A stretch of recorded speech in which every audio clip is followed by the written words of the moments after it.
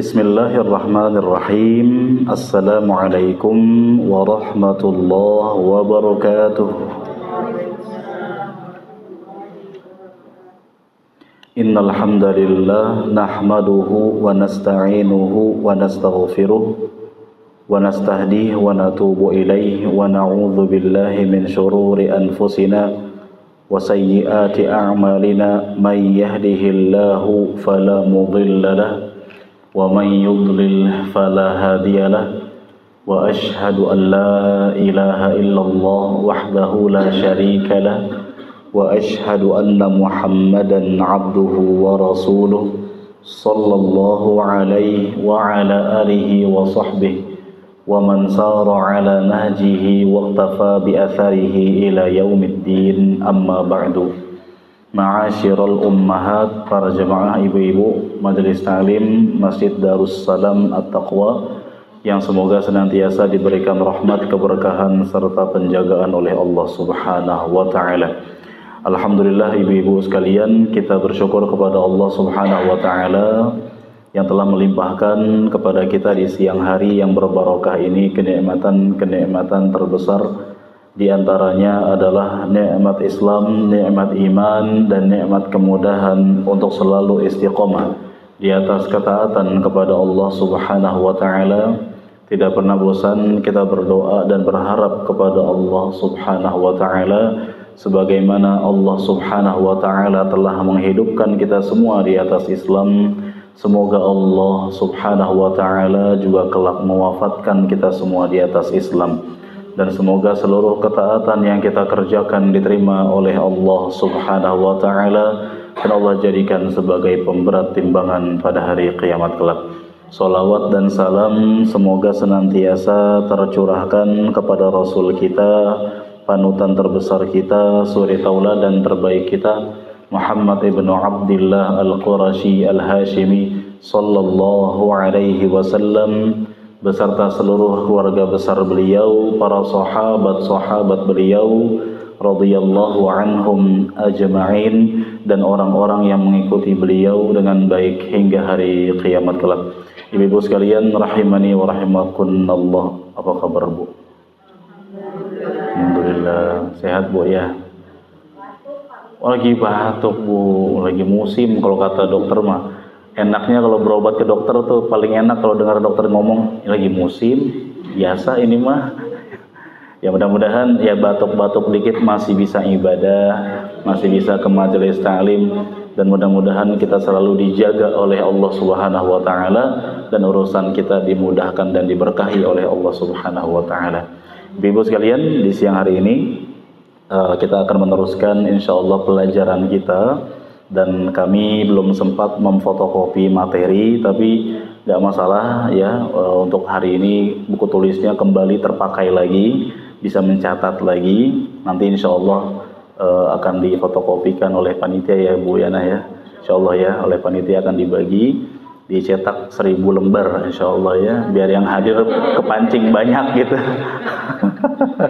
Ini kan baru 800 orang nih, 800 ya, nanti tambahin lagi ya 1000 orang. Baik, ibu sekalian, kita pertemuan sebelumnya telah menyelesaikan pembahasan tentang bejana, ya, tentang larangan menggunakan bejana piring, gelas terbuat dari emas dan perak.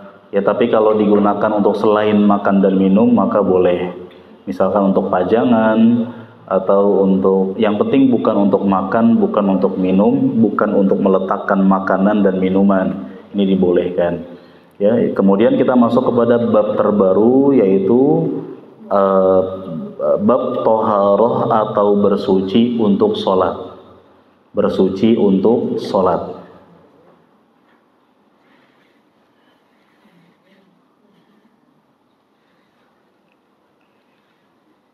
Setelah kita mempelajari tentang bejana yang merupakan alat untuk meletakkan air yang merupakan alat bersuci, setelah kita pelajari juga tentang adab-adab buang hajat, sekarang kita masuk ke bersuci untuk sholat. Bersuci untuk sholat.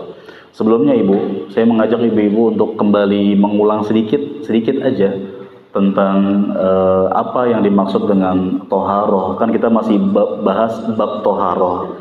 Toharoh itu artinya apa, Ibu? Bersih dan suci dari segala macam hadas. Segala macam hadas. Ya, dan hadas itu ada berapa? Iya benar, ada dua. Belum jawab ya. Hadas kecil dan hadas besar. Hadas kecil, hadas besar. Contoh hadas kecil apa? Iya benar, buang air kecil. Biar cepat ya, biar cepat. Soalnya kerekam, ketahuan di rekaman ibu-ibu nyuekin saya gitu loh. Ya, buang air kecil, kemudian buang air besar, kemudian buang angin, kemudian termasuk tidur, termasuk yang pernah kita bahas, mudah-mudahan ibu masih ingat ya, madhi dan wadi, yaitu semua dianggap sebagai hadas kecil. Ibu masih ingat cara menghilangkan status hadas kecil dengan cara apa? Kita nih hadas kecil, misalkan lagi hadas kecil, biar sholat kita sah kita harus apa? Wudu. Berarti cara menghilangkan hadas kecil dengan cara wudu. Dan hadas yang kedua hadas besar. Contohnya apa hadas besar? Barak. no sensor. Bukan Bu. Buang air besar itu hadas kecil. Buang air besar hadas kecil karena setelah buang air besar kita nggak harus mandi wajib kan? Nah, jadi itu hadas kecil. Hadas besar haid, baru selesai mens ya, baru selesai nifas, junub karena mimpi basah. Cara menghilangkan status hadas besar dengan cara apa? Mandi wajib. Nah, kita udah mulai masuk ke sini nih. Masuk ke pembahasan cara bersuci untuk sholat. Ya, cara bersuci untuk sholat dengan cara apa? Yuk kita bahas. Ibu-ibu sekalian, penulis kitab ini di halaman 82 membawakan hadis dari Abdullah bin Umar. Abdullah bin Umar radhiyallahu anhuma, beliau berkata, Sami'tun Nabiyya sallallahu alaihi wasallam yaqul, aku mendengar Rasulullah sallallahu alaihi wasallam bersabda, la tuqbalu salatun bighairi tuhurin. La yuqbalu salatun bighairi tuhurin. Artinya apa ibu-ibu sekalian? Kata Nabi sallallahu alaihi wasallam, la tuqbalu salatun, tidak akan diterima salat yang dilakukan tanpa bersuci. Tidak akan diterima salat yang dilakukan tanpa bersuci.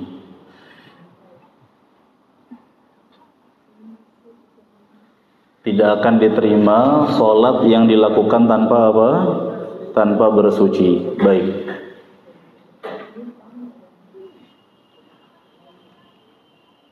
Rasulullah Shallallahu Alaihi Wasallam mengabarkan ibu, tidak akan diterima sholat yang dilakukan tanpa bersuci. Sholat yang dimaksud sholat apa? Semua sholat, baik yang wajib ataupun wajib kifayah ataupun yang sunnah. Ya, boleh dijadikan sebagai faidah ya. Faidah pertama, sholat apa yang tidak diterima? Semua sholat. Semua sholat, baik yang wajib atau wajib kifayah ataupun sunnah, tidak akan diterima tanpa bersuci.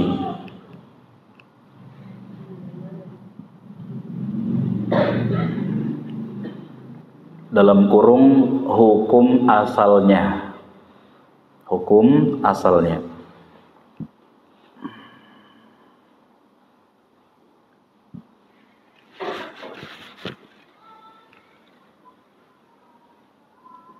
Hukum asalnya.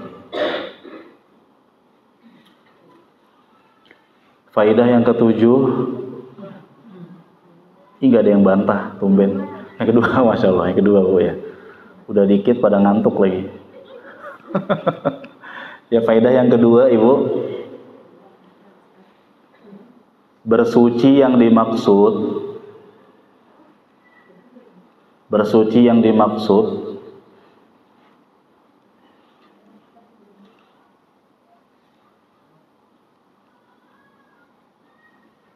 satu,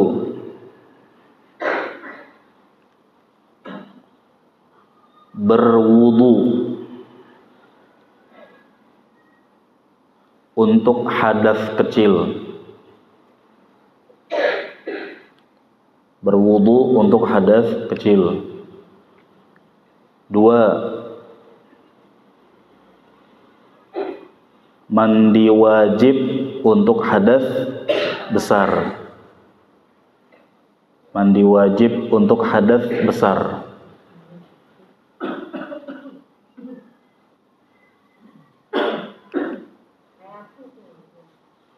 Yang ketiga, maksudnya masih macam-macam bersuci ya. Bersuci yang dimaksud 1. Berwudu untuk hadas kecil. 2. Mandi wajib untuk hadas besar. 3. Tayammum. Ketiga ya Pak Ustaz? Iya Bu, benar. Bersuci yang ketiga, tayammum. Sebagai pengganti wudu dan mandi wajib. Sebagai pengganti wudu dan mandi wajib.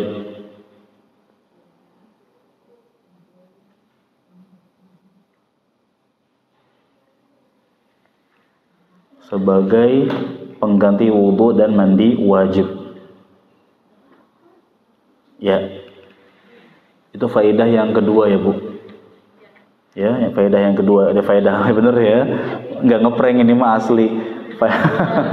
Faedah pertama, sholat yang nggak diterima seluruh sholat. Sholat wajib, wajib kifayah maupun sunnah. Ya, yang kedua, bersuci yang dimaksud berwudu untuk hadas kecil, mandi wajib untuk hadas besar, tayammum untuk pengganti wudu dan mandi wajib. Ya, baik, saya jelaskan dulu Ibu faedahnya. Abdullah bin Umar menyatakan bahwa beliau mendengar langsung dari Nabi SAW bahwa sholat kita itu nggak akan diterima oleh Allah kalau dilakukan tanpa apa? Bersuci, tanpa bersuci. Sholat yang dimaksud baik sholat wajib, seperti sholat apa? Sholat wajib Ibu? Sholat 5 waktu, apalagi yang wajib selain 5 waktu Bu, kira-kira? Idul Fitri dan Idul Adha menurut pendapat sebagian ulama. Sholat gerhana juga. Ngomong-ngomong kemarin gerhana Bu, hari Minggu malam Senin. Pada sholat enggak? Enggak, di mimpi sholatnya. Orang kita mulai 12:30. Saya di Masjid Pemadam, Asrama Pemadam, jam 12.30 kita mulai. Sebentar doang sih, kita selesai jam 1:30. 1 jam aja ya, itu juga udah ngantuk-ngantuk ya, Masya Allah. Qadarullah. Ibu, sekedar info, saya melenceng sedikit Bu. Gerhana itu musibah, bencana alam. Kita nggak layak gembira, nggak layak senang. Gerhana itu musibah. Musibah apa? Allah hilangkan cahaya bulan. Ini musibah. Nabi aja pas gerhana saking panik dan ketakutannya, beliau sampai salah bawa selendang. Tadinya beliau mau pakai sorban beliau, yang beliau bawa jilbab istrinya. Saking paniknya beliau waktu itu, akhirnya disampaikan oleh salah seorang istrinya. Akhirnya Nabi memakai sorban beliau dan ketakutan, panik karena tiba-tiba matahari hilang cahayanya. Beliau takut hari itu kiamat. Masya Allah ya, beliau begitu takut kepada Allah Azza wa Jalla. Nah Ibu, sholat gerhana menurut pendapat sebagian ulama wajib juga menurut pendapat sebagian ulama. Nah baik sholat wajib ataupun sholat yang wajib kifayah, fardu kifayah. Apa makna fardu kifayah? Kalau sudah ada yang melakukan, maka yang lain tidak wajib, gugur. Tapi kalau nggak ada yang ngelakuin sama sekali, dosa semua. Kayak sholat apa? Sholat mayit, sholat jenazah, ya. Dan menurut pendapat sebagian ulama, sholat Idul Fitri, Idul Adha juga fardu kifayah menurut pendapat sebagian ulama. Nah, sholat jenazah Bu, itu meskipun nggak ada ruku, nggak ada sujud, tetap dia sholat, namanya sholat. Ya, karena memang ketentuan dari Allah dan Rasulnya sholat jenazah cuma 4 takbir, nggak ada ruku, nggak ada sujud. Jangan karena sholat jenazah nggak ada ruku, nggak ada sujud, berarti dia bukan sholat, sehingga boleh dilakukan tanpa wudhu. Ini salah. Ya, semua sholat yang wajib ain atau yang wajib kifayah, termasuk yang sunnah, kayak sholat apa? Sholat sunnah banyak. Ada sholat sunnah rawatib. Rawatib itu yang menempel pada sholat wajib yang kita sebut dengan qobliyah dan ba'diyah. Kemudian ada sholat sunnah yang ditekankan tapi nggak berhubungan dengan sholat wajib seperti tahajud, witir, duha, dan lain-lain. Itu semua ibu harus kita lakukan dalam keadaan suci. Ya, jadi semua sholat wajib kifayah maupun sunnah. Faedah yang kedua apa tadi? Bersuci yang dimaksud adalah apa? Berwudu untuk hadas kecil. Ya, bagi yang sedang hadas kecil, sholatnya nggak akan diterima kalau tidak wudu. Ya, kemudian yang kedua, mandi wajib untuk hadas besar. Berarti yang sedang misalkan baru selesai menstruasi, ya nggak mandi wajib langsung sholat, nggak sah sholatnya, harus mandi wajib dulu. Nah, kalau misalkan Bu, ada orang mandi wajib nggak wudu, dia langsung sholat, sholatnya sah gak? Udah dikit dibikin bingung. Sah gak? Gimana saksi sah gak? Ya? Ibu, oke, saya ulang pertanyaannya nih. Saya ulang. Kali aja belum makan siang, Bu. Sama, Bu, ya. Bareng nanti, boleh. Menunya apa hari ini? Ibu, ada orang dia mimpi basah, maaf keluar sperma atau dia berhubungan. Terus dia mandi wajib kan, mandi doang, guyuran, niatnya mandi wajib. Setelah itu dia langsung sholat, dia nggak wudhu dalam mandi wajibnya, sah nggak sholatnya? Sah tidak? Tidak benar, sah Bu.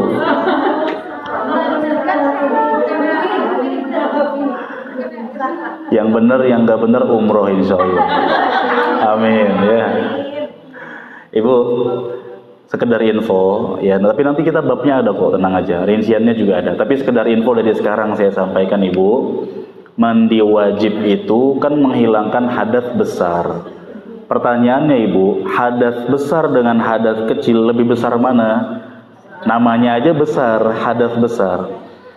Hadas besar itu hilang dengan mandi, apalagi cuma hadas kecil. Artinya begini Ibu, dengan mandi wajib itu udah mencukupi, nggak usah wudhu lagi.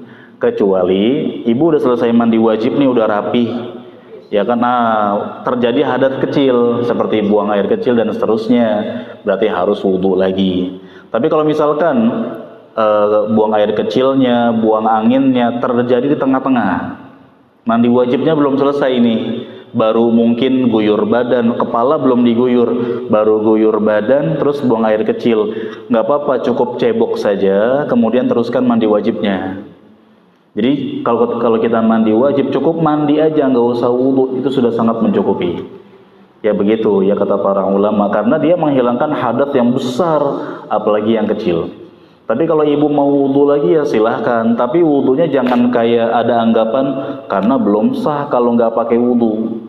Meskipun ibu-ibu sekalian, hadis riwayat Aisyah, Nabi mandi wajibnya ada wudhunya, benar. Wudhu dalam mandi wajib hukumnya sunnah. Karena rukun mandi wajib cuma 2 Bu, gampang banget nih. Ya sekarang langsung hafal, nggak tahu pas nanti pulang nih. Rukun mandi wajib cuma 2. 1, niat di hati. Ibu masuk kamar mandi mau ngapain? Itu niat di hati, niat mau mandi wajib. Yang kedua apa rukunnya? Mengalirkan air ke seluruh tubuh.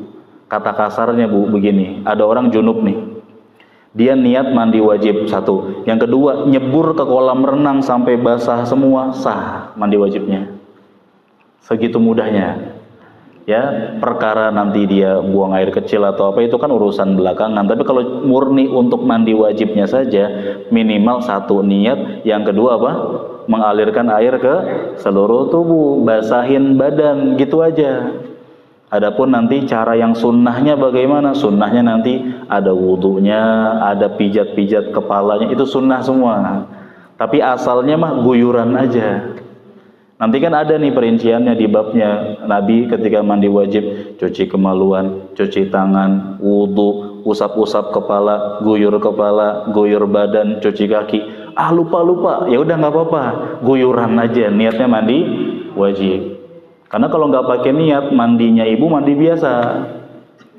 Ya, ada orang misalkan dia Mau sholat zuhur, gerah nih, mandi Niatnya apa ini? Mandi buat mendinginkan badan aja. Dia lagi junub, masuk kamar mandi, mandinya cuma buat seger-segeran. Berarti hadas besarnya belum hilang. Harus niat di hati. Ibu kalau lagi junub, masuk kamar mandi, niatnya apa Bu kira-kira? Mau mandi apa? Mandi junub. Kan ada orang yang masuk kamar mandi nggak pakai niat, ada nggak? Ada, berarti belum hilang status hadas besarnya. Ya, itu semua harus dilakukan dengan niat, dan niat yang kita maksud, pendapat yang kita pilih cukup di hati tanpa dilafazkan. Wallahu a'lam. Thayyib. Jelas Ibu? Jelas ya? Baik. Kemudian ibu-ibu sekalian, penulis mengatakan toharoh terbagi menjadi dua. Toharoh terbagi menjadi dua.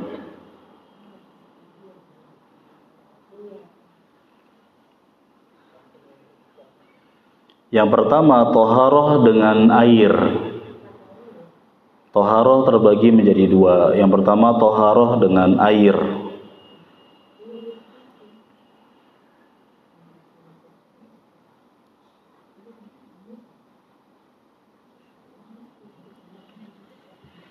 Yang kedua, toharoh dengan debu. Toharoh dengan debu.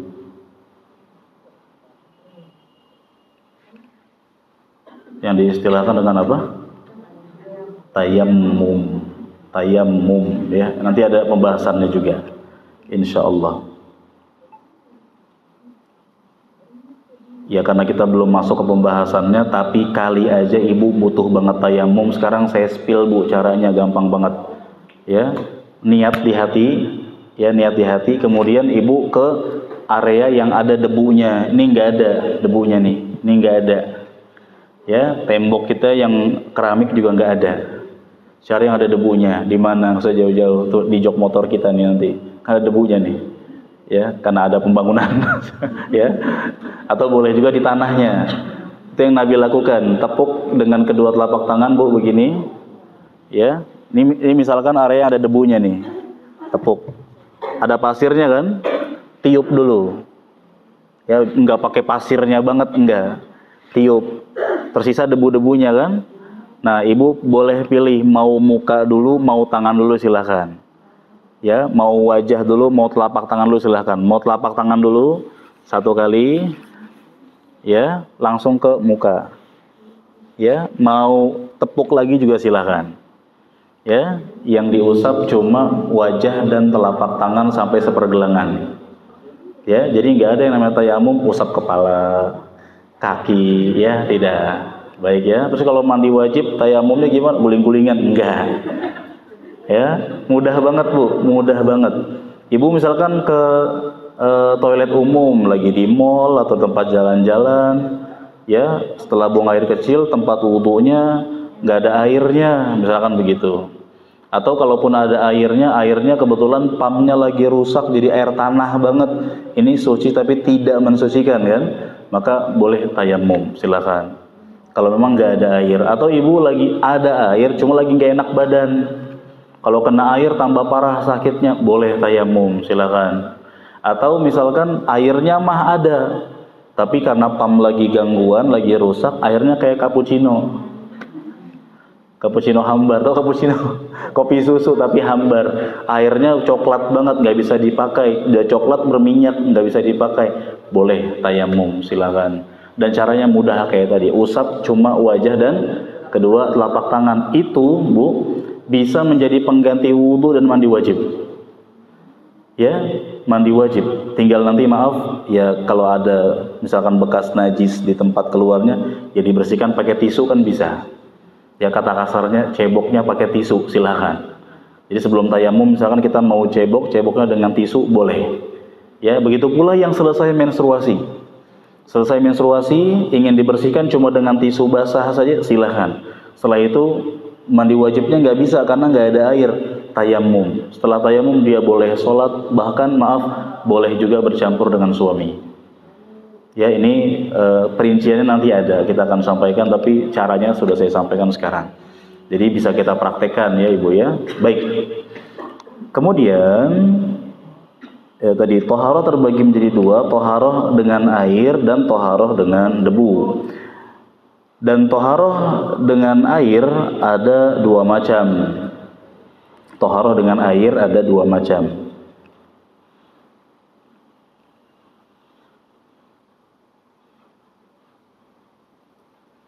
Yaitu wudu dan mandi wajib. Yaitu wudu dan mandi wajib.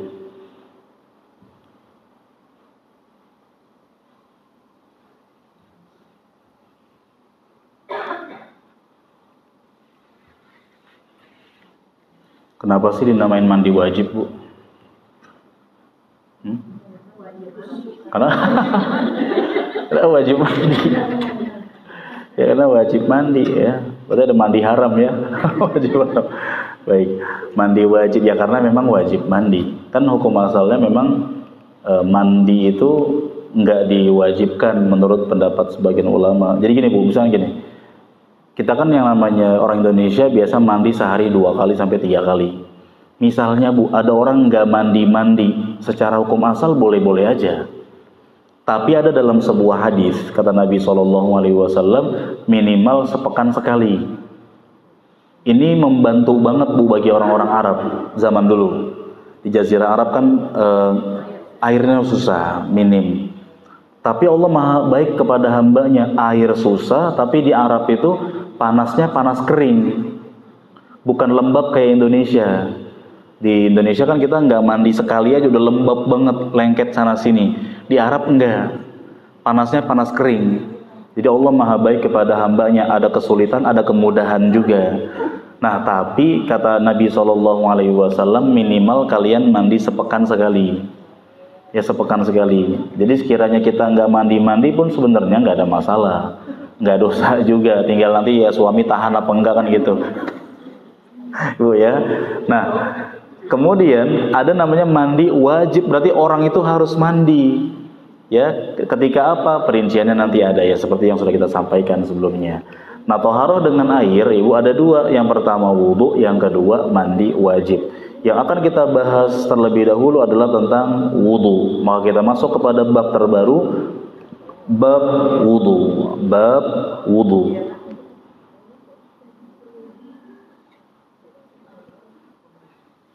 Bab wudu.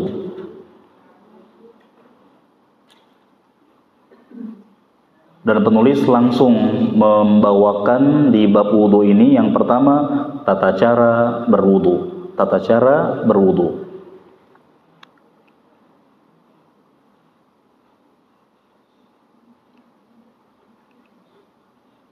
Penulis membawakan hadis dari Humron. Humron, namanya Humron. Mantan budaknya Utsman bin Affan radhiyallahu anhu. Humron, mantan budak Utsman bin Affan.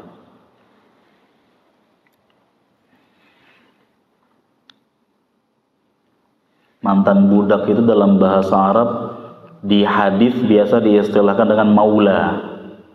Ya, Humron maulanya Utsman. Ya, maula. Maula itu artinya mantan budak. Ya. Sebelum saya lanjut, Bu. Mantan budak tuh gimana konsepnya? Zaman dulu kan masih ada perbudakan. Ya, zaman sekarang kan nggak ada perbudakan, tapi hukum fikih perbudakan tetap ada sampai kiamat. Contoh perbudakan begini Bu, kaum muslimin berperang melawan orang-orang kafir, kemudian mereka kalah, orang-orang kafirin kalah, maka wanita-wanita atau istri-istri para prajurit kafirin, musyrikin dan anak-anaknya itu boleh ditawan oleh kaum muslimin dijadikan sebagai budak. Budak itu dijual, dibeli, ya bukan menghinakan manusia, tapi itu hukum, ya. Kemudian budak perempuan boleh digauli tanpa nikah, digauli nanti sampai punya anak dan anaknya jadi tuan nanti. Nah ketika tuannya sudah mungkin nggak berhajat kepada budaknya, dia jual, ya nanti ada yang mau beli. Tapi kalau budaknya masuk Islam, beriman, dianjurkan untuk dibebaskan. Ibu pernah dengar kayak kafarot penebus dosa ini, yaitu membebaskan budak. Ya, membebaskan budak maksudnya ada orang Islam punya budak, dia bebaskan. Ya, gratis udah. Kan asalnya kalau mau bebaskan budak, tawarkan ke budaknya, kamu mau bebas gak? Kalau mau bebas, bayar sekian. Jadi dia beli dirinya sendiri. Jelas nggak Bu? Jelas ya? Paham ya? Contoh misalkan harga budak misalkan 50 juta. Berarti si tuannya ini dia tawarkan ke yang lain, yo siapa yang mau beli budak saya, dibebaskan karena Allah. Nanti dia jadi orang merdeka lagi, bukan budak, harganya 50 juta aja. Atau si tuannya menggratiskan, ya udah kamu mulai sekarang merdeka, fisabilillah. Ya saya membebaskan kamu karena Allah sudah. Ini namanya membebaskan budak. Kayak misalkan penebus dosa sumpah palsu. Ada orang bersumpah, berjanji tapi mengingkari. Maka penebus dosanya kan yang pertama membebaskan budak. Ya, yang kedua ngasih makan ke orang miskin sebanyak 10 orang. Atau ngasih baju ke 10 orang miskin. Yang ketiga puasa 3 hari berturut-turut. Kemudian orang yang berhubungan suami istri di siang hari bulan puasa, hukumannya apa yang pertama? Membebaskan budak, itu maksudnya. Nah, Humran adalah budak yang dibebaskan oleh Utsman bin Affan radhiyallahu anhu. Beliau bercerita, anna Utsman bin Affan, bahwa Utsman radhiyallahu anhu da'a biwudu'in, meminta air wudu. Meminta air wudu. Fatawadda'a, kemudian beliau berwudu. Kemudian beliau berwudu. Nah, saya akan sebutkan cara wudu yang dipraktekkan oleh Utsman. 1. Faghasala kaffaihi thalatha marrat. Yang pertama, beliau mencuci kedua telapak tangannya 3 kali. 1. Mencuci kedua telapak tangan 3 kali.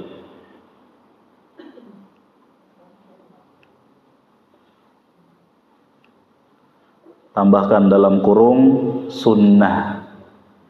Ya, sunnah. Yang kedua, kemudian beliau berkumur-kumur dan memasukkan air ke dalam hidung. Berkumur-kumur dan memasukkan air ke dalam hidung.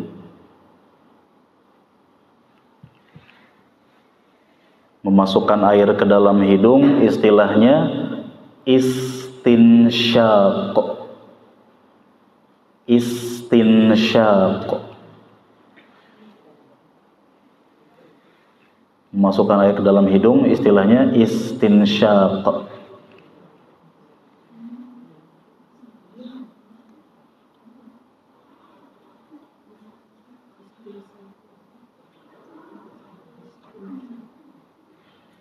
Alhamdulillah, marhaban. Dalam kurung wajib, rukun. Ya, rukun.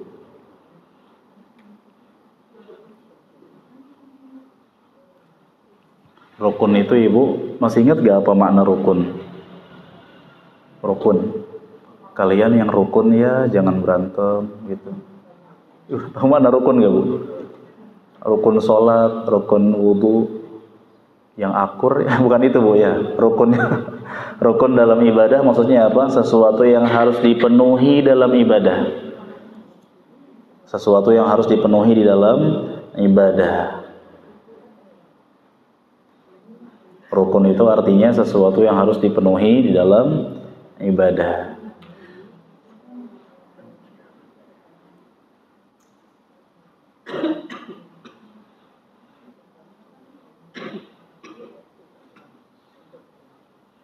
Jika tidak terpenuhi salah satu maka batal. Jika tidak terpenuhi salah satu maka batal. Selamat bergabung Ibu yang baru datang ya. Rekamannya ada. Nanti kalau ketinggalan bisa nyatet ya, insyaallah. Jika tidak terpenuhi salah satu maka batal.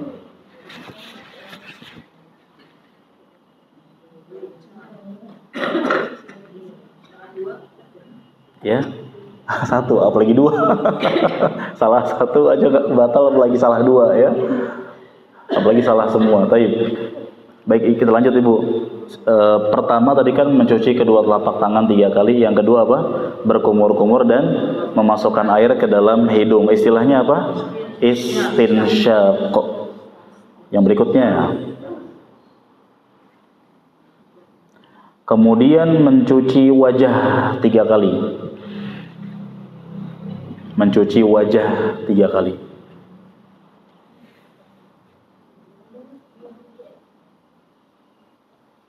Mencuci wajah 3 kali. Dalam kurung rukun.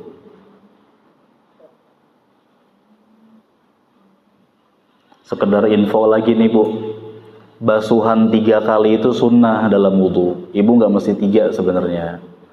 Ya, boleh 1, boleh 2, boleh 3. Itu maksimal. 4 nggak boleh kata Nabi. Kalau 4 zalim, pemborosan. Ya, misalkan ibu lagi kedinginan, airnya juga dingin. Basuh cuma sekali-sekali, tapi rata ya, nggak ada yang tertinggal. Sah. Atau dua masing-masing cuma 2 kali sah. Itu hukum 3 kali itu sunnah. Ya misalkan ibu baru ingat tadi saya wudhu cuma basuh sekali-sekali. Kalau sekiranya sempurna semuanya sah, nggak apa-apa. Nah tadi yang saya sampaikan cuci muka 3 kali rukun. Yang rukun tuh cuci mukanya, bukan harus 3 kalinya, tapi cuci muka itu harus. Ya namun untuk 3 kali silakan, itu sunnah ya. Mau 2 mau 3 boleh. Berikutnya, membasuh tangan kanan sampai siku 3 kali. Membasuh tangan kanan sampai siku 3 kali.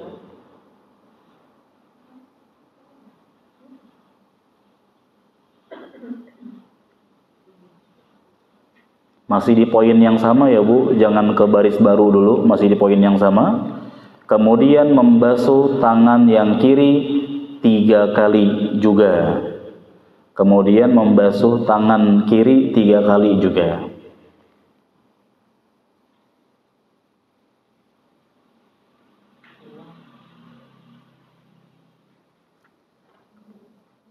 Ini sama rukun ya, hukumnya rukun.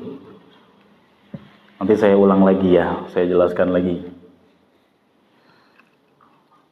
Berikutnya, mengusap kepala. Mengusap kepala. Dalam kurung termasuk kedua daun telinga. Termasuk kedua daun telinga.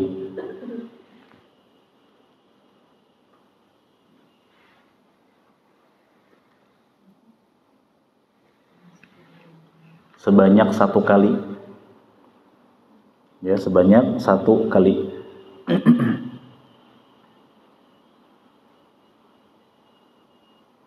Berikutnya,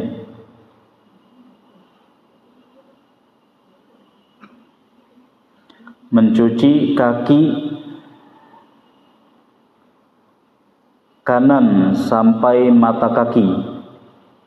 Mencuci kaki kanan sampai mata kaki.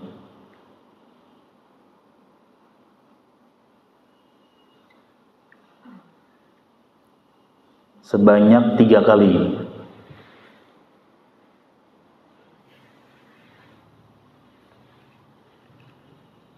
Dan yang kiri seperti itu juga. Dan yang kiri seperti itu juga.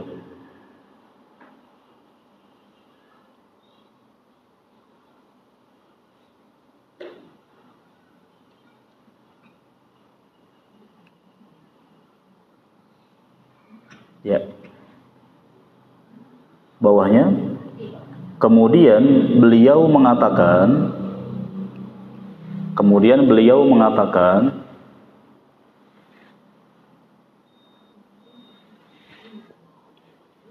Bu, beliau di sini siapa, Bu? Siapa beliau di sini? Utsman. Kan yang lagi praktekin wudu siapa? Utsman. Tahu Utsman, Bu? Bukan Pak Utsman, saya juga nggak kenal Pak Utsman. Pak Utsman sahabat ya. Utsman sahabat Nabi, menantunya Nabi juga Bu Utsman ini. Karena Utsman nikah dengan dua putrinya Nabi, siapa? Zainab. Zainab nama suaminya Abul As. Salah suami. Siapa Bu? Utsman nikah sama dua putrinya Nabi. Siapa? Hafsah anaknya Umar. Beda lagi. Ruqayyah dan Ummu Kulthum. Tapi nggak dua-duanya sekaligus ya Bu. Satu dinikahi meninggal, dinikahi satu lagi meninggal juga. Kata Nabi, andai aku punya putri satu lagi, wahai Utsman, aku nikahkan sama kamu. Jadi Utsman ini karena udah pernah nikah sama dua putrinya Nabi sekaligus, maka Utsman dijuluki Dzunnurain, orang yang punya dua cahaya. Ya, Utsman bin Affan mencontohkan setelah mencontohkan wudu, beliau berkata, lanjutkan ya Bu. Saya melihat Rasulullah Sallallahu Alaihi Wasallam. Saya melihat Rasulullah Sallallahu Alaihi Wasallam berwudu seperti wuduku ini. Berwudu seperti wuduku ini.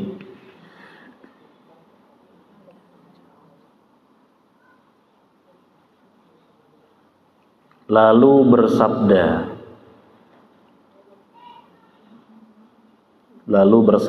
Kalau bersabda siapa berarti? Rasulullah Sallallahu Alaihi Wasallam. Yakni Utsman bin Affan setelah mencontohkan wudu, beliau mengatakan, aku pernah lihat Nabi wudu kayak gini. Terus Nabi bersabda, apa sabdanya? Barang siapa yang berwudu seperti wuduku ini. Barang siapa yang berwudu seperti wuduku ini.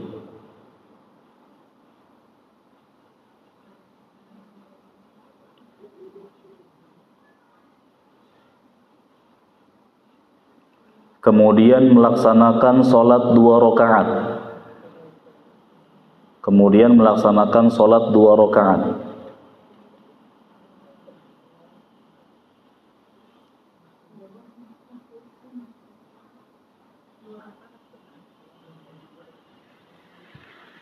Dan tidak berbicara dengan dirinya.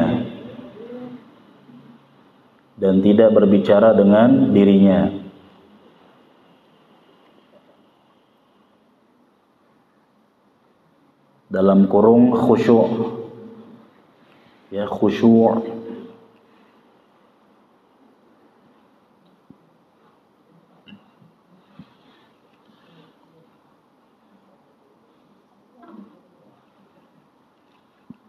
Maka akan diampuni baginya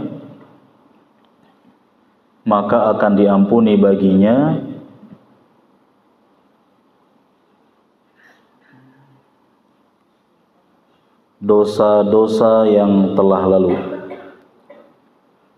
Maka akan diampuni baginya dosa-dosa yang telah lalu.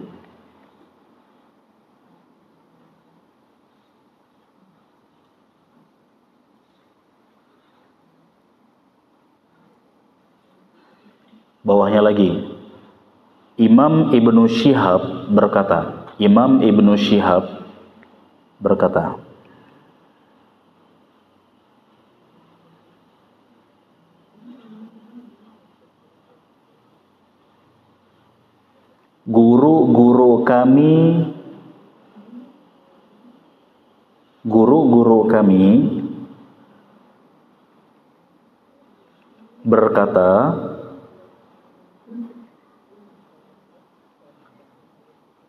guru-guru kami berkata, ini adalah cara wudu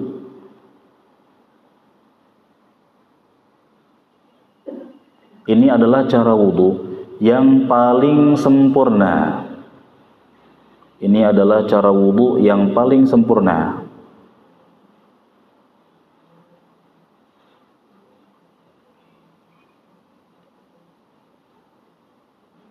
Yang hendaknya dilakukan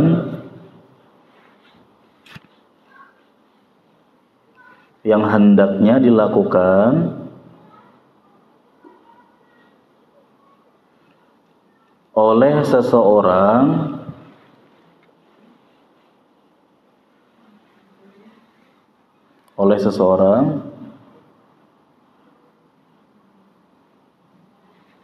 untuk sholat.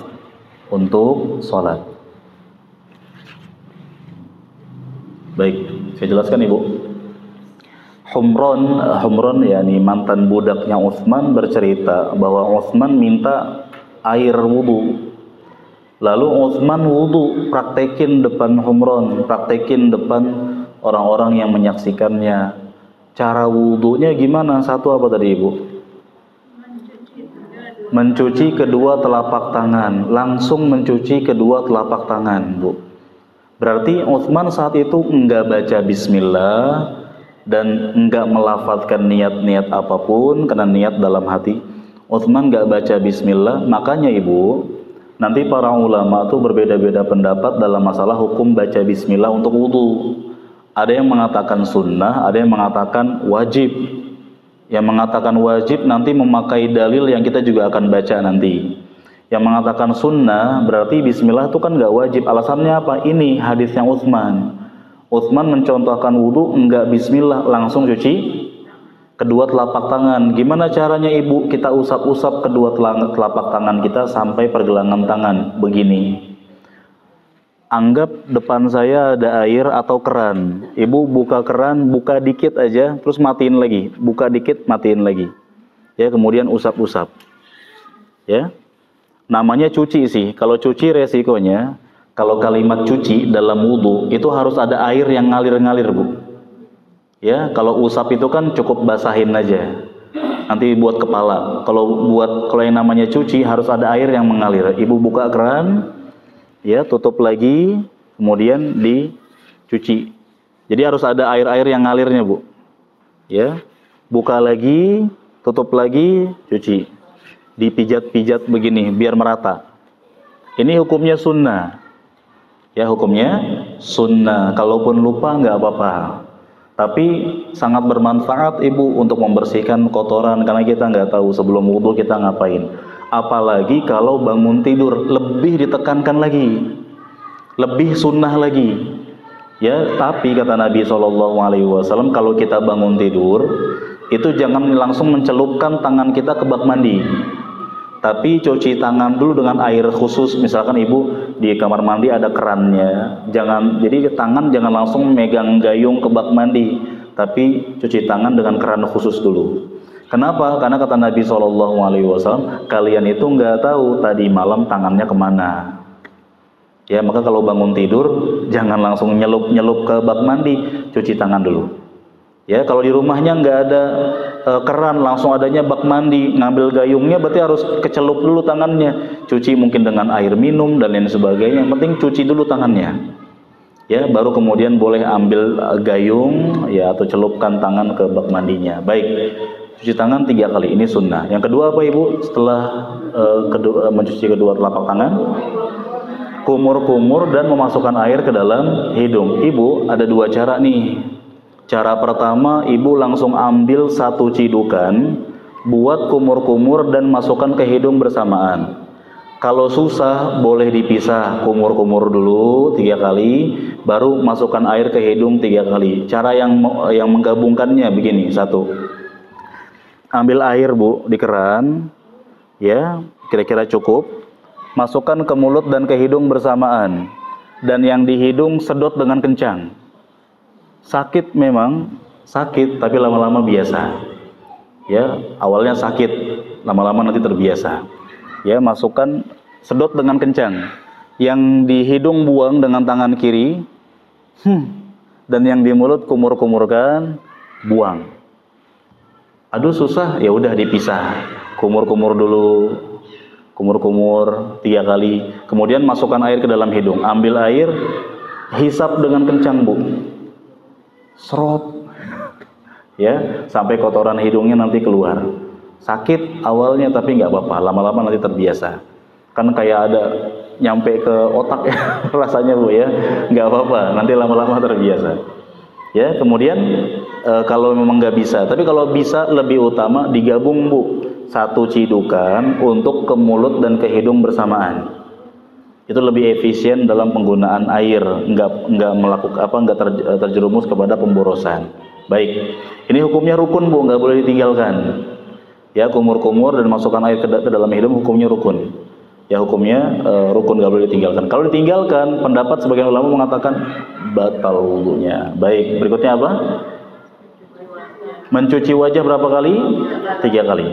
Ya, wajah ya, yang kita ketahui, wajah kita basuh tuh cuci 3 kali. Bukan cuma usap, basahin telapak tangan lalu usap. Enggak, itu usap namanya, enggak sah Ibu. Harus ada air yang ngalir. Kata Rasulullah SAW, ketika kita basuh wajah, itu dosa-dosa yang pernah dibuat oleh wajah kita berguguran sampai tetes air wudhu penghabisan. Masya Allah. Jadi kalau kita wudhu, renungi itu Bu, dosa-dosa kita akan terhapus. Masya Allah. Setelah wajah apa Ibu? Tangan sampai mana? Sampai siku. Ibu, misalnya ini keran atau ini gayung, ambil dikit aja. Ya, ambil, alirkan Bu. Dan disunahkan memijat-mijat. Ya. Dan nanti disunahkan juga menyela-nyela dengan kelingking begini. Ya. Ya, ambil lagi atau pakai keran, buka, tutup lagi, alirkan Bu. Dinamakan satu basuhan sampai benar-benar basah, bukan 1, 2, 3, enggak. 1, Ibu maksimalkan dulu semuanya sampai basah. 2, ambil lagi begitu. Yang kiri juga sama. Ya, mau ujung jari dulu atau sikut, atau mau sikut dulu baru ujung jari, silakan. Yang penting dia basah dengan sempurna sampai sikut.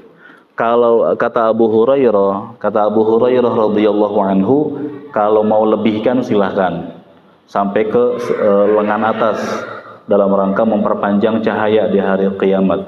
Karena umat Muhammad itu akan dikenal oleh Rasulullah SAW dengan cahaya-cahaya pada anggota tubuh yang kena air wudhu. Masya Allah. Jadi Nabi itu akan kenal sama kita dari mana? Cahaya yang terdapat di anggota tubuh yang kena air wudhu. Masya Allah. Kemudian apa setelah tangan? Usap apa? Usap kepala. Ibu, usap kepala itu caranya gini. Ambil air dulu Ibu, dikit aja. Karena cuma buat basahin doang. Bukan juga kayak sebagian masyarakat, penuhin air, buang. Enggak dibuang, maksudnya ambil dikit aja. Dikit, cuma buat basahkan telapak tangan. Usap dari tempat tumbuhnya rambut bagian depan. Ya, usap sampai ke tangkuk. Tangkuk itu kepala belakang sebelum leher. Ya, usap dari depan ke belakang. Dari belakang Bu ke depan lagi. Kemudian, ya, lihat telunjuk buat mengusap dua lubang telinga dan jempolnya buat usap daun telinganya. Begini Bu. Ya. Usap begini, sekali aja. Saya ulang, basahin telapak tangan, kemudian usap dari depan ke belakang, ke depan lagi, kemudian usap lubang dan daun telinganya. Begini. Bukan perwakilan rambut. Ya. Ada anak muda udah ganteng maksimal, tapi lupa wudhu. Ya, udah keren lupa wudhu. Pas wudhu cuma perwakilan rambut aja dia. Takut gantengnya berkurang 10%. Nah, untuk perempuan, maka karena rambutnya panjang, boleh depan ke belakang aja. Gak usah ke depan lagi, kemana-mana antar rambutnya. Ya, depan belakang langsung ke mengusap daun telinga. Sekedar info juga buat ibu-ibu, kalau mau wudhu di luar, kebetulan cuma ada tempat wudhu yang outdoor di luar ruangan, gak usah lepas jilbab, gak boleh. Usap jilbabnya. Jangan diguyur, masuk angin nanti. Basah. Kan cuma basahkan telapak tangan, usap jilbabnya Bu. Usap ke depan ke belakang, udah nggak usah ke depan lagi. Nanti kebuka jilbabnya. Untuk kedua daun telinga kan masuk lewat jilbab. Begini, saya aja bisa nih tuh. Orang nggak pakai jilbab. Tuh ya. Jadi untuk yang di luar ruangan nggak usah lepas jilbab. Baik, usap kepala dan daun telinga cuma sekali. Bukan 3, cuma sekali. Baik, berikutnya apa? Cuci kaki yang kanan, yang kiri sampai mana? Mata kaki sebanyak 3 kali. begini caranya. Enggak lah, saya nggak angkat nggak angkat kaki Bu ya. Anggap ini kaki ya Bu. Disunahkan dipijat-pijat ya maksimal. Banyak yang melupakan tumit. Tahu tumit Bu ya? Kaki belakang.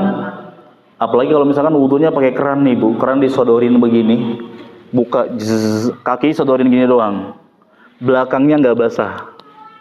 Ya, kata Rasulullah Sallallahu Alaihi Wasallam, celaka tumit akan masuk neraka. Kenapa tumit masuk neraka? Karena nggak kena apa? Nggak kena wudu. Nabi pernah Bu ngelihat salah seorang sahabat ketika wudu, dia meninggalkan sebesar logam, nggak kena air. Masya Allah ya, Nabi guru terbaik. Nggak cuma ngajar di majelis taklim, di luarnya pun Nabi perhatikan ibadahnya para sahabat. Ya, ada sahabat yang ketika wudu, selesai wudu, ada sisa segini Bu, sekoin, nggak kena air wudu. Dan sahabat itu udah sholat, kata Nabi perintahkan untuk ulang wudunya, ulang sholatnya. Karena kalau wudunya saja nggak sah, apalagi sholatnya. Ya maka jangan disisakan tumit Bu. Ya, tumit ini jangan disisakan. Termasuk misalkan Bu, ibu wudu di dalam ruangan ya. Nah, kadang gulung bajunya nggak maksimal Bu, segini. Misalkan ya, cuma segini. Ya, sikunya nggak kena air wudu. Harusnya kan maksimalkan sampai seluruhnya. Ya, ini kalau ibu dalam ruangan maksudnya. Kalau di luar ya sembunyikan dalam jilbab. Agar maksimal semuanya kena. Ya, ibu misalkan cuma segini doang gulungnya. Segini, kan nggak kena. Nggak sah wudunya. Ya. Ya Ibu. Nah, saya pribadi menyarankan kalau memang bajunya susah digulung, lebih baik wudu dalam toilet saja. Sehingga kita bisa buka baju. Wudu buka baju sah. Nggak masalah. Ya, jadi nanti kita belajar juga pembatal wudu. Nggak ada di antara pembatal wudu dalam toilet, tidak. Ya, cuma toiletnya nanti kita maksimalkan, nggak ada najisnya, kita siram-siram dulu. Nah, kalau saya pribadi kalau pakai jubah yang tangannya agak sempit, ya wudunya dalam kamar mandi, saya buka jubah dulu biar maksimal. Ya, ibu pun demikian, jangan paksakan, karena kan ada jubah yang tangannya nyempit kan. Dipaksain Bu, nggak bisa, akhirnya nggak maksimal nantinya. Daripada wudu kita nggak sah, sholat kita nggak sah, mendingan bersabar sebentar, masuk kamar mandi, buka baju, wudu dengan sempurna. Jelas Ibu? Baik. Kemudian sunnahnya juga dalam mencuci kaki, menyela-nyela dengan jari kelingking. Ya, jari kelingking. Baik. Setelah itu, apa yang Utsman radhiyallahu anhu katakan Ibu? Kata Utsman, aku pernah melihat Rasulullah Shallallahu Alaihi Wasallam berwudu persis ya seperti wuduku ini. Lalu apa kata Nabi Shallallahu Alaihi Wasallam? Barang siapa, apa tadi? Yang berwudu seperti wuduku ini, kemudian apa? Melaksanakan sholat sunnah 2 rakaat. Ini yang biasa kita kenal dengan sholat sunnah wudu. Ya, sholat sunnah wudu. Minimal 2 rakaat ya Bu, maksimal terserah Ibu, sekuatnya silahkan. Terus apa kata Nabi? Tidak berbicara dengan dirinya. Ibu maksudnya kata para ulama, dari ibu wudu sampai sholat sunnah, usahain jangan ngobrol, jangan ngomong sama siapapun kalau bisa. Kenapa Bu? Karena obrolan yang dilakukan sebelum sholat itu kebawa pas sholat. Habis wudu ngobrol sama siapa misalkan, atau ngomong sama anak misalkan, ya, atau ngobrol apapun, itu biasanya Ibu obrolannya nyampe ke otak kita pas lagi sholat. Berarti kita pas lagi sholat memikirkan sesuatu, itu namanya ngomong sama diri sendiri. Berarti harus khusyuk, harus tenang, harus fokus, nggak boleh menghayal kemana-mana. Kalau Ibu wudunya benar, setelah itu sholat sunnah 2 rakaat, kata Nabi apa? Akan diampuni baginya dosa-dosa yang telah lalu. Masya Allah. Nah, itu perbuatan Bilal bin Rabah. Kan Nabi pernah mimpi masuk surga. Di dalam surga udah ada suara sendal Bilal. Masya Allah. Sendal Bilal udah nyampe surga. Sendal kita nyampe pasar lontar. Kata Nabi begini Bu, wahai Bilal, apa amalan yang paling engkau jagokan dalam Islam? Karena aku melihat, aku mendengar suara sendalmu di surga. Kata Bilal, tidak ada amalan yang aku jagokan wahai Rasulullah, melainkan tidaklah aku batal, melainkan aku akan segera berwudu, dan tidaklah aku berwudu di siang maupun di malam hari, melainkan setelah itu aku sholat sunnah 2 rakaat, aku sholat sunnah sekuatnya. Jadi amalan Bilal itu satu, selalu jaga wudu. Yang kedua, selesai wudu, sholat sunnah sekuatnya. Dengan itu Allah muliakan Bilal dan dicalonkan untuk masuk ke dalam surga. Ya, maka ibu, kita pun praktekkan demikian. Lalu apakah perkataan Imam Ibnu Syihab di bawahnya? Guru-guru kami mengatakan apa? Cara wudu ini, cara wudunya siapa? Utsman bin Affan, merupakan cara wudhu yang paling sempurna yang hendaknya dilakukan oleh seseorang untuk sholat. Ibu, kata Imam Ibnu Syihab, ini riwayat paling sempurna dalam riwayat cara wudhu. Yang paling sempurnanya saja nggak ada bismillahnya, nggak ada melafalkan niat-niat tertentu. Itu kata para ulama demikian. Oleh karenanya wajar ada silang pendapat, karena di cerita Utsman ini cara wudhunya, Utsman langsung mulai dengan apa? Cuci tangan. Jelas ibu? Ya, maka cara wudhu dari Utsman bin Affan ini cara wudhu yang simpel tapi sempurna, yang selayaknya kita praktekkan dalam kehidupan sehari-hari dan kita ajarkan kepada keluarga, kepada teman-teman dan lain sebagainya. Baik, seputar cara wudhu dan materi-materi sebelumnya, jika ada yang mau tanya silakan kalau ada. Kalau nggak ada, saya yang nanya. Enggak Bu ya, silakan boleh. Boleh tanya? Ya, ya Bu ya. Nyariin.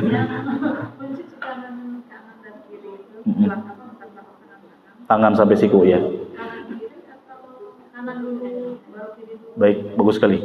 Ibu cuci tangan, cuci kaki, kanan kiri atau kanan dulu sampai selesai 3 kali atau kiri 3 kali.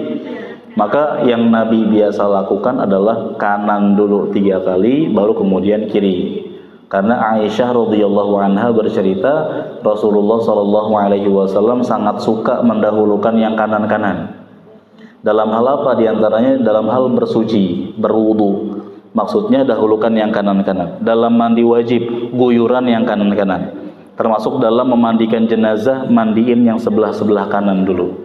Itu maksudnya. Tapi kalau misalkan Bu, ada orang yang wudunya kiri dulu baru kanan misalkan, atau zigzag selang-seling kanan kiri, sah nggak wudunya? Sah nggak? Saksi, sah nggak saksi?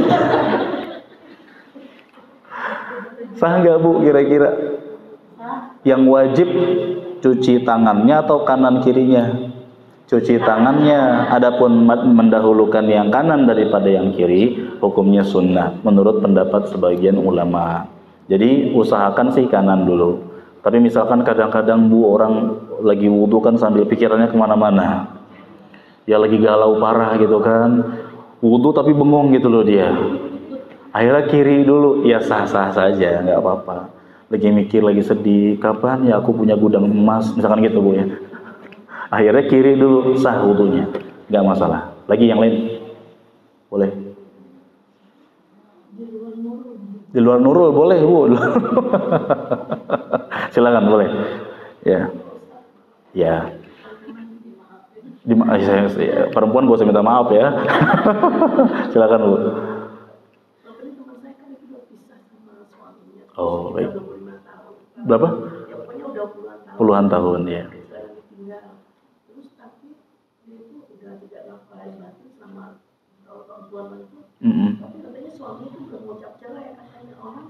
Waduh, kok bisa ya begitu? Tapi masih hidup suaminya, kok bisa ya suaminya begitu ya? Baik, kok bisa suaminya nggak mengucapkan apa-apa? Suaminya orang kan Bu? Takutnya pohon gitu, nggak bisa ngomong ya. Suami saya pohon kelapa misalnya gitu. Ya Bu, tawaran sawah ya. Ibu, ini diperdebatkan oleh para ulama tentang status pernikahan Kalau suami istri sudah pisah lama tanpa ada keputusan, baik keputusan cerai atau apa, nggak ada keputusan sama sekali. Ini berlaku ketika misalkan suaminya pergi ke medan perang, ya, dan nggak ada kabar suaminya termasuk selamat atau termasuk yang wafat, atau suaminya kebetulan hilang akal lalu menghilang, orang hilang lah, atau suaminya intinya dia menghilang. Sebagian ulama ada yang menentukan batas maksimalnya cuma beberapa tahun saja. Ada yang mengatakan 4 bulan. Ada yang mengatakan demikian karena ketika misalkan seorang suami enggak memberikan nafkah lahir batin kepada istri tanpa ada alasan yang jelas, kalau misalkan suami kebetulan suaminya susah belum kerja, yang kerja istri punya nafkah, tapi saling memaafkan ya silakan. Kalau ini memang nggak ada obrolan apa-apa, si suami ninggalin gitu aja, maka kata para ulama setelah 4 bulan segera tentukan. Ya, kalau mau lanjut dengan cara yang baik, kalau pisah dengan cara yang baik. Berarti lewat daripada itu sudah dianggap pisah. Ya, begitu pendapat sebagian ulama. Jadi otomatis pisah. Ya, karena memang suami nggak bisa ditemukan keberadaannya dan nggak ada kejelasan. Kalau zaman sekarang kan sudah ada sosial media, sudah bisa dihubungin, maka boleh bagi si istri untuk menentukan atau untuk meminta kepastian. Kalau suami nggak mau ngasih kepastian apa-apa, maka si istri boleh mengajukan yang namanya apa? Khulu, mengajukan pisah. Kalau dari suami ke istri namanya tolak. Dari istri ke suami namanya khulu. Khulu itu bagaimana? Istri mengajukan pisah kepada suami dengan mengembalikan mahar. Dan nanti masa menunggunya cuma 1 kali mens aja, masa iddahnya 1 kali mens.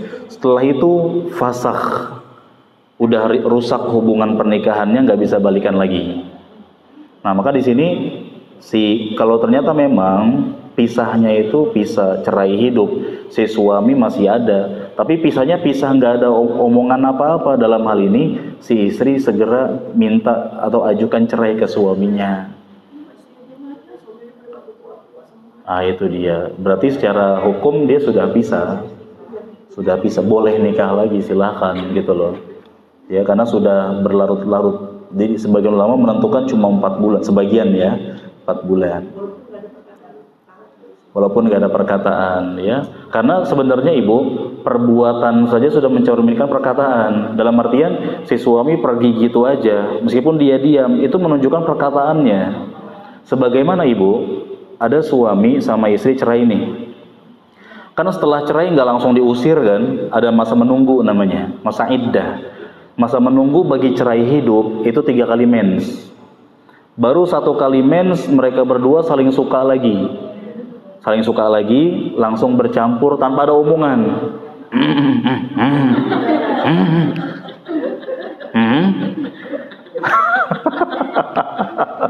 Misalnya bu ya, langsung campur ya, langsung terjadi ya. Nah, nggak ada omongan bu, tapi terjadi perbuatan. Itu omongan sebenarnya. Omongan buat apa? Rujuk. Berarti mereka udah sah suami istri lagi. Ya meskipun nggak ada omongan yuk nggak ada gitu loh. Tapi langsung aja, udah langsung ayo udah to the point. Ya kemudian ini kata para ulama, jadi nggak mesti dengan perkataan, tapi dengan perbuatan udah dianggap sebagai hukum mereka ngajak balikan namanya. Jadi masa menunggu tuh ibu 3 kali mens untuk memastikan rahim perempuan bersih. Ya, jadi kalau udah 3 kali mens berarti mereka udah pisah nih. Si istri boleh nyari jodoh baru, silakan. Tapi kalau mau jodohnya suami yang lama silahkan, boleh juga, tapi akad baru. Ya, akad nikah baru. Nah, namun kalau pisahnya baru 1 kali menstruasi, ini kalau mau balikan aja langsung, gak usah pakai akad baru. Gak usah, kan masih dalam ranah, dalam waktu menunggu namanya. Kalau cerainya cerai mati, cerai meninggal dalam artian suaminya meninggal, maka si istri nunggu 4 bulan 10 hari. 4 bulan 10 hari itu benar-benar untuk memastikan rahimnya bersih dan menghilangkan jejak suami lamanya. Termasuk menghilangkan penyakit-penyakit dari bekas suami lamanya.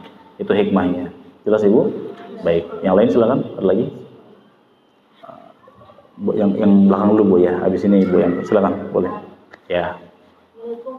Waalaikumsalam Ibu. Ya. Masya Allah, sedekah dulu apa umroh dulu? Mana yang lebih utama? Umroh sambil sodako. Oh lagi bingung ya? Bingung uangnya kebanyakan ini. Baik, bagus. Ibu, umroh itu kata sebagian ulama wajib sekali seumur hidup. Kalau kebetulan kita belum pernah umroh, pas punya uang buat umroh. Ya, dan pendapat sebagian ulama mengatakan perempuan boleh umroh tanpa mahram dengan syarat di perjalanan dan di tempat tujuan ada yang menjaga keamanannya, pihak travel misalnya. Nah, maka selagi ibu punya uang untuk umroh. Karena kalau nunggu nanti ditakutkan waktunya nggak sempat atau uang itu akan kepake lagi, kan begitu. Kecuali ibu mungkin punya tabungan aman lah, MM-an gitu kan. Udah aman misalkan begitu. Dalam hal ini saya sarankan umroh dulu. Nanti di momen umroh sambil sedekah juga bisa. Apalagi namanya sedekah itu kan mudah, dengan apa aja, dengan cara apa aja dan berapapun, yang penting sedekah. Kita rutin tiap hari sedekah cuma 1.000 rupiah pun nggak apa-apa. Kata dua malaikat pertama di pagi hari ya Allah berikan ganti yang lebih baik bagi yang bersedekah. Kata malaikat yang kedua, ya Allah berikan kerugian bagi yang pelit. Tiap hari seperti itu. Ya, kalau sedekah yang dimaksud sedekah kepada kerabat, orang tua, dalam hal ini bisa kita tetap maksimal berikan sedekah ke orang-orang sekitar kita, tapi yang lebih wajib sebenarnya umroh. Kecuali kebetulan orang tua kita itu di bawah tanggungan nafkah kita, yang gara-gara kita umroh nggak bisa ngasih makan mereka, ini baru dahulukan berbakti kepada orang tua. Tapi kebetulan orang tua kan punya banyak anak nih, yang lain bisa mengcover, kebetulan begitu, ya sudah kita umroh dulu, nggak apa-apa. Kalau misalkan kita memang menanggung nafkah orang tua kesehariannya, berarti dahulukan nafkah untuk orang tua, nanti Allah yang ganti, Allah yang mudahkan. Jadi jangan dilemak lagi ya. Mau umroh daftar ke saya aja. Enggak, saya enggak promosi, saya enggak punya travel ya. Baik, bagus ya, pertanyaan bagus sekali. Boleh Ibu silakan. Ya. Jadi dinamakan ya sholat sunnah setelah wudhu. Itu termasuk sholat sunnah yang berjudul, ada judulnya. Kan ada sholat sunnah yang ada judulnya, ada yang nggak ada judulnya. Kalau nggak ada judulnya namanya sholat sunnah mutlak. Ya, apa sih nggak ada judulnya? Gimana maksudnya? Ibu misalkan duduk di masjid nih, di majelis ta'lim udah selesai, misalkan waktu asar masih 15 menit lagi, baca Quran capek, seret, disimak juga sama ustadz, malu. Ya udah, nungguin asarnya sambil sholat 2 rakaat salam, 2 rakaat salam sampai adzan asar. Buat nunggu sholat aja, itu sholat sunnah mutlak namanya, itu nggak ada judulnya. Nah kalau sholat sunnah yang setelah wudhu itu ada judulnya, sholat sunnah setelah wudhu, bebas berapapun, mau 2 rakaat silakan, mau lebih juga silakan, sekuatnya, dan itu bagus dalam hati. Ya, adapun iya niatnya begitu, sholat sunnah setelah wudhu. Tapi nggak usah juga ngucapin sholat sunnah setelah wudhu gitu, nggak usah. Dalam hati, ya. Allah udah tahu di hati. Kan kita udah wudhu terus ke masjid, atau ibu di rumah ya, udah wudhu terus ke kamar gelar sejadah, mau ngapain? Kan nggak mungkin mau jualan pulsa, nggak mungkin ibu. Tapi mau sholat sunnah itu. Baik, jelas ya. Baik, lagi boleh? Ya, lanjutin lagi, ya boleh. Iya. Ya. Gimana? Ada bunganya, oke, baik. Ya. Baik, bagus banget.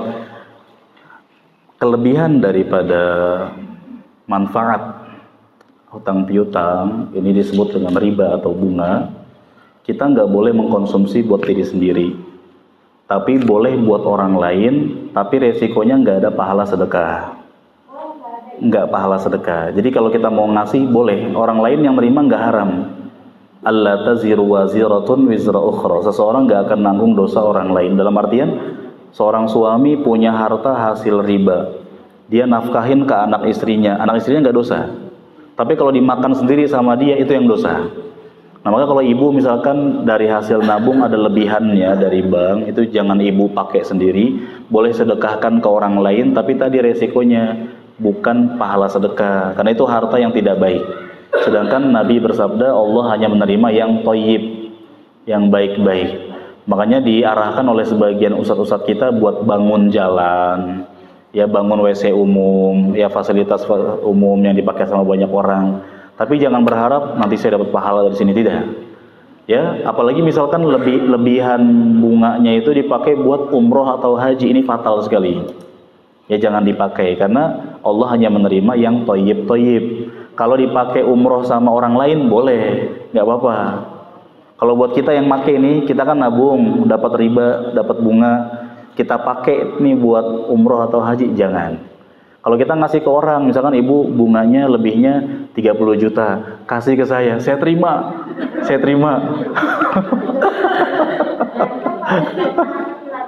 Oh gitu ya. Ya, saya terima Bu, nanti japri tadi luar ya. Nggak dosa Bu, saya siap menerimanya ya.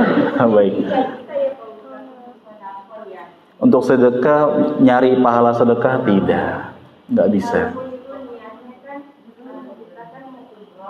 Ya.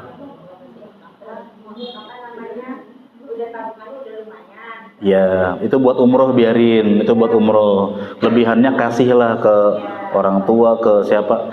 Ya memang, jadi untuk pahala sedekah tidak, tapi kan kepake buat orang lain lumayan. Jangan dikembalikan ke pihak bank, nanti buat kegiatan ribawiyah lagi gitu loh. Jelas Bu ya? Masya Allah. Boleh lagi. Meskipun tahu, kecuali kalau hartanya itu harta orang lain yang diambil secara zalim, harta korupsi. Jadi ada pejabat korupsi, dia bagi-bagi itu. Dari mana nih Pak? Korupsi biasa. Nah, dibagi-bagi sama dia. Kita tahu itu harta korupsi, ya, atau harta kezaliman, dia malak atau gimana lah. Kalau kita tahu itu harta orang lain yang diambil secara zalim, nggak boleh. Seorang pencuri misalkan, kita tahu dia nyuri. Kan ada orang yang suka mencuri kabel pinggir jalan yang udah nggak kepake, atau besi-besi pinggir jalan. Dari mana ini? Itu ada besi nggak kepake, saya jual aja. Ini nyuri harta pemerintah, harta negara, nggak boleh diambil. Kita nggak boleh menerimanya. Meskipun kita menerima, kita makan, sebenarnya yang dosa kan dia nih. Tapi kita tahu nanti kita dosanya dosa apa? Dosa tidak mengingkari kemungkaran. Dan itu fatal juga. Orang-orang Bani Israel dilaknat oleh Allah karena tidak saling mengingkari kemungkaran. Tapi kalau hasil riba kan dia nggak ngambil hak siapa-siapa. Tapi kelebihan dari hasil hutang piutang. Ibu, tabungan kita di bank itu oleh bank dipakai buat usaha. Nanti sebagai bentuk terima kasihnya pihak bank kepada kita, dia ngasih riba, ngasih lebihan. Nih, makasih ya udah minjemin saya usaha, nih saya kasih bonusnya. Tadinya tabungan kita cuma 10 miliar misalkan, lalu pas dicek kok jadi 15 miliar misalkan gitu. Namanya ngayal gratis, biarin Bu ya. Saya sebut berapa kayak terserah, jangan diprotes. Terserah udah pokoknya, jangan diprotes. Kok 15 miliar? 5 miliarnya kemana ini? Nah itu kita ambil, boleh pakai buat yang lain, buat orang lain. Jelas ya? Baik.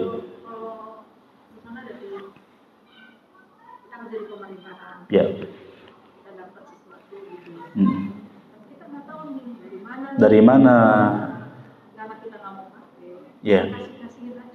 Nah kalau misalkan kita berhak, nggak mungkin, benar nggak mungkin. Dalam hal ini kita berhak sih sebenarnya untuk nanya ini apa, tunjangan apa. Kalau ternyata misalkan tunjangan untuk sebuah pekerjaan yang kita nggak kerjain, ini harta khianat, harta gulul, jangan kita terima. Tapi kalau orang lain yang terima, silahkan, boleh. Dikembaliin juga nggak memungkinkan. Kalau misalkan bisa, kembalikan kalau bisa. Tapi kalau misalkan ini tunjangan yang memang kita juga ternyata berhak juga menerimanya, ya apalah judulnya, yang intinya memang itu hak untuk masing-masing karyawan. ya seperti bonus-bonus apa dan lain sebagainya, terima, nggak masalah. Kalau memang ternyata syubhat belum jelas halal haram, benar. Berarti kaidahnya kalau itu syubhat belum jelas halal haramnya, kata Nabi, barang siapa yang menjauhi syubhat maka dia telah menjaga agamanya. Kalau nanti dengan dikasih-kasihin nggak membuat masalah di kemudian hari, ya silakan. Cuma pastikan nanti takutnya udah kita kasih-kasihin di kemudian hari jadi masalah. Nggak mungkin, itu kasih ustadz aja udah. Mubazir. Ustadz lagi ya, baik. Halal ya. Baik Ibu, jelas ya? Jelas ya? Baik, mungkin itu yang bisa kami sampaikan. Semoga bermanfaat dan mencerahkan. Terima kasih banyak segala perhatian. Barakallahu fiikunna wa sallallahu wasallam ala nabiyyina Muhammad wa akhiru da'wana alhamdulillahi rabbil alamin. Subhanakallahumma bihamdika asyhadu an la ilaha illa anta astaghfiruka wa atubu ilaik. Wassalamu alaikum warahmatullahi wabarakatuh.